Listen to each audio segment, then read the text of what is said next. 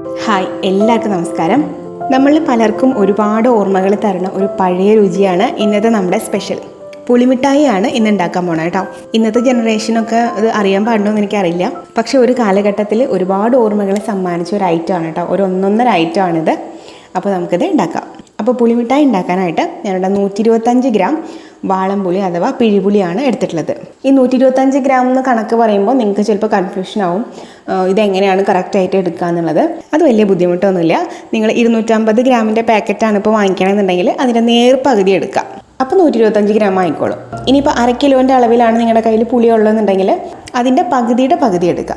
അത് ഇത്രയും ഉണ്ടാവും കേട്ടോ. ഒരു ഏകദേശം കണക്കിലെടുക്കുക. അപ്പോൾ പുളിമിഠായി എപ്പോഴും നല്ല ബ്ലാക്ക് കളറിലല്ലേ ഇരിക്കുക. അപ്പോൾ കറുത്ത കളറിലുള്ള പുളി എടുക്കുകയാണെന്നുണ്ടെങ്കിൽ കുറച്ചും കൂടി നല്ലതായിരിക്കും. നമുക്ക് ആ കളറൊക്കെ കറക്റ്റായിട്ട് കിട്ടും. ഇല്ലെങ്കിലും കുഴപ്പമൊന്നുമില്ല, കളറൊന്നും വലിയ പ്രശ്നമില്ല കേട്ടോ. അപ്പോൾ ഇത് നമുക്ക് ഈ പുളി ഫുള്ളായിട്ട് മുങ്ങിക്കിടക്കാൻ പാകത്തിന് വെള്ളം ഒഴിക്കാം. ഞാനിവിടെ 1 കപ്പ്, അതായത് 250 ml വെള്ളമാണ് ഒഴിക്കണം കേട്ടോ. ഒരു 15 മിനിറ്റ് കഴിയുമ്പോഴത്തേക്ക് പുളി ഒന്ന് സോഫ്റ്റ് ആയിട്ട് വരും. അപ്പോൾ അന്നേരം നമുക്ക് കൈ കൊണ്ടൊന്ന് ഉടച്ചു കൊടുക്കാം. ഇതിപ്പോൾ കുറച്ചും കൂടി സോഫ്റ്റ് ആവാനുണ്ട്. നമുക്കൊരു 10-15 മിനിറ്റും കൂടിയിട്ട് വെക്കാം. ഇപ്പോൾ നോക്കിയാൽ ടോട്ടൽ ഒരു അരമണിക്കൂർ ഞാനിങ്ങനെ സോക്ക് ചെയ്ത് വെച്ചിട്ടുണ്ടായിരുന്നു. നന്നായിട്ട് സോഫ്റ്റായി വന്നിട്ടുണ്ട്. നമുക്ക് കൈ വെച്ച് നല്ലോണം ഉടച്ചു കൊടുക്കാം. അപ്പോൾ ഉടയ്ക്കുന്ന സമയത്ത് തന്നെ നമുക്ക് ഇതിനകത്ത് കുരു എന്തെങ്കിലും ഉണ്ടെങ്കിൽ അല്ലെങ്കിൽ വലിയ നാരുകളൊക്കെ ഉണ്ടെന്നുണ്ടെങ്കിൽ അറിയാൻ പറ്റും. നമ്മൾ കയ്യിൽ തടയുമ്പോൾ അതെടുത്ത് മാറ്റുക. ചെറിയ നാരൊന്നും വിഷയമല്ല, കുഴപ്പമൊന്നുമില്ല. പക്ഷെ കുരു ഉണ്ടെങ്കിൽ എന്തായാലും എടുത്ത് മാറ്റണം കേട്ടോ. ഇതിനകത്ത് ഇപ്പോൾ അത്രയ്ക്ക് കുരുവൊന്നും ഉണ്ടായിരുന്നില്ല, 2 എണ്ണം എനിക്ക് കിട്ടിയിട്ടുണ്ടായിരുന്നുള്ളൂ. കാരണം നമുക്കിത് മിക്സിയിൽ അടിക്കാനുള്ളതാണ്. അപ്പോൾ കുരു ഉണ്ടെന്നുണ്ടെങ്കിൽ നമുക്ക് പണി കിട്ടും. അപ്പോൾ ഇത് നമ്മളിപ്പോൾ ക്ലീനാക്കി എടുത്തിട്ടുണ്ട്, കുരുവും നാരും ഒക്കെ കളഞ്ഞിട്ടുണ്ട്. ഇനി ഇത് ഒരു മിക്സി ജാറിലേക്ക് ഇട്ടിട്ട് നല്ല സ്മൂത്തായിട്ട് നല്ല പേസ്റ്റ് പോലെ അരച്ചെടുക്കാം. കണ്ടോ, ഇതുപോലെ നന്നായിട്ട് അരച്ചെടുത്തിട്ടുണ്ട്. ഇപ്പോൾ നിങ്ങൾ ഇത് അരയ്ക്കുന്ന സമയത്തേ വെള്ളം പോരാൻ തോന്നുകയാണെന്നുണ്ടെങ്കിൽ 1-2 ടേബിൾ സ്പൂൺ വെള്ളം ഒഴിച്ചു കൊടുത്തോളൂ. പക്ഷേ വെള്ളം ഒഴിക്കുമ്പോൾ ഒരുപാട് വെള്ളം ഒഴിക്കാണ്ട് നിങ്ങൾ ശ്രദ്ധിക്കുക. കാരണം നമുക്കിത് വറ്റിച്ചെടുക്കാനായിട്ട് പാടായിരിക്കും. ആവശ്യമാണെന്നുണ്ടെങ്കിൽ മാത്രം വെള്ളം ഒഴിച്ചു കൊടുക്കുക കേട്ടോ. ഒത്തിരി ലൂസാക്കാണ്ടിരുന്നാൽ മതി. അപ്പോൾ നമ്മുടെ പുളി ഇവിടെ റെഡി ആയിട്ടുണ്ട്. ഇനി ഇതിലേക്ക് മധുരത്തിന് ആവശ്യമായിട്ടുള്ള ശർക്കര ഒരുക്കിയെടുക്കാം. അതിനായിട്ട് അടികട്ടിയിൽ ഒരു പാൻ വെച്ചിട്ട് ചൂടാക്കാം. ഇതിലേക്ക് നമുക്ക് 1 കപ്പ് ശർക്കര ചേർക്കാം.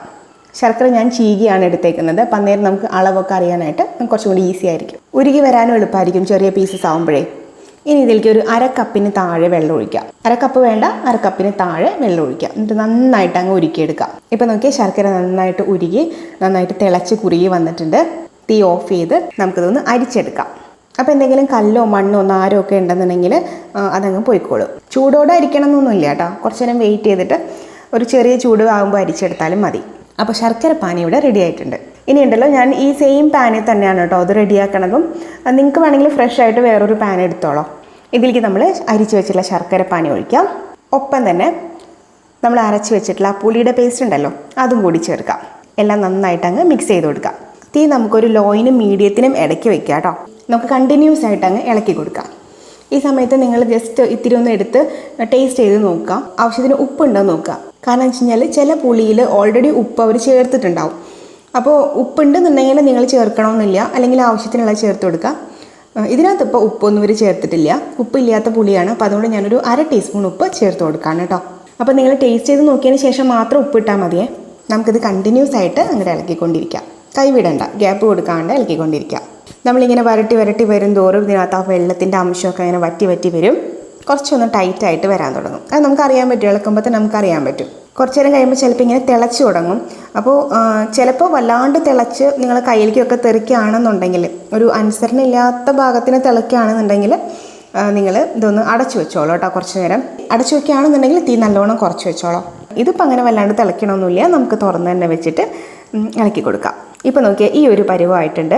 അത്യാവശ്യം ഒന്ന് കട്ടിയായി വന്നിട്ടുണ്ട് അല്ലേ. അപ്പോൾ ഈ ഒരു ടൈമിൽ നമുക്ക് ഒരു 1/4 ടീസ്പൂൺ മുളക് പൊടി ചേർത്ത് കൊടുക്കാം. ചെറിയൊരു എരിവിന് വേണ്ടിയിട്ടാണ് കേട്ടോ മുളക് പൊടി ചേർക്കുന്നത്. മുളക് പൊടി നിങ്ങൾ ആദ്യമേ ചേർക്കണം എന്നില്ല. കാരണം വെച്ചാൽ ആദ്യമേ ചേർത്ത് കഴിഞ്ഞിട്ടുണ്ടെങ്കിൽ നമ്മളിങ്ങനെ വരട്ടി വരും തോറും മുളക് പൊടി ഇങ്ങനെ കരിയുകയും ചെയ്യും, അതിൻ്റെ ഒരു സ്മെല്ല് വരികയും ചെയ്യും. അപ്പോൾ അതുകൊണ്ട് നല്ലോണം കട്ടിയായി തുടങ്ങുമ്പോൾ മാത്രം മുളക് പൊടി ചേർത്ത് കൊടുത്താൽ മതി. ചെറിയൊരു എരിവിന് വേണ്ടിയിട്ടാണ് ഈ മുളക് പൊടി ചേർക്കുന്നത്.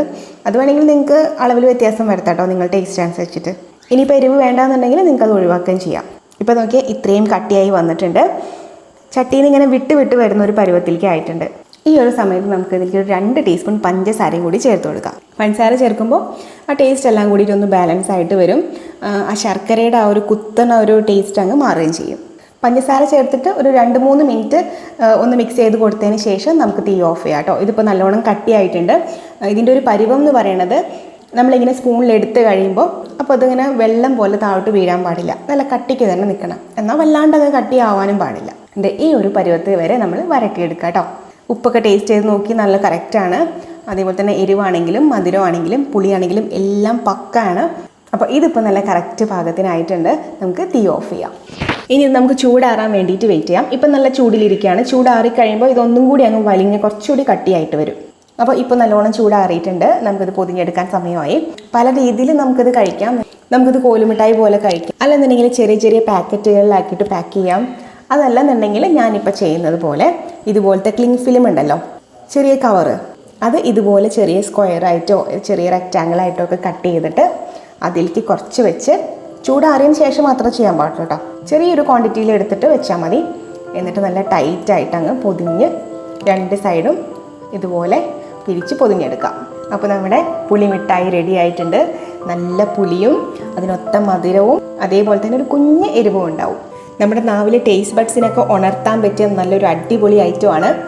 അത്ര പ്രയാസവും ഇല്ല ഉണ്ടാക്കാനായിട്ട്. ഞാനൊക്കെ സ്കൂളിൽ പഠിക്കുന്ന ടൈമിലൊക്കെ ഭയങ്കര നൊസ്റ്റാൾജിക്കായിട്ട് കഴിച്ചിട്ടുള്ളൊരു മിഠായിയാണ് കേട്ടോ. അപ്പോൾ നിങ്ങൾക്ക് വീഡിയോ ഇഷ്ടപ്പെട്ടെന്ന് വിചാരിക്കുന്നു. ട്രൈ ചെയ്യാൻ പറ്റുവാണെങ്കിൽ നിങ്ങളൊന്ന് ട്രൈ ചെയ്ത് നോക്കുക. വീഡിയോ ഇഷ്ടപ്പെട്ടെങ്കിൽ ലൈക്ക് ചെയ്യുക, ഫ്രണ്ട്സുമായിട്ടൊക്കെ ഒന്ന് ഷെയർ ചെയ്ത് കൊടുക്കുക, താഴെ കമൻറ്റ് ചെയ്യുക അഭിപ്രായങ്ങളൊക്കെ. അതേപോലെ തന്നെ നിങ്ങൾ ആദ്യമായിട്ടാണ് എൻ്റെ ചാനൽ കാണുന്നതെന്നുണ്ടെങ്കിൽ സബ്സ്ക്രൈബ് ചെയ്യാൻ മറക്കരുത്. തൊട്ടടുത്തുള്ള ബെല്ലൈക്കണിലും ഓൾ എന്നുള്ള ഓപ്ഷനിലും കൂടിയിട്ട് ക്ലിക്ക് ചെയ്യാൻ മറക്കരുത് കേട്ടോ. അപ്പോൾ ഇനി അടുത്തൊരു വീഡിയോ ആയിട്ട് വരുമ്പോൾ കാണാം. എല്ലാവർക്കും നന്ദി, നമസ്കാരം.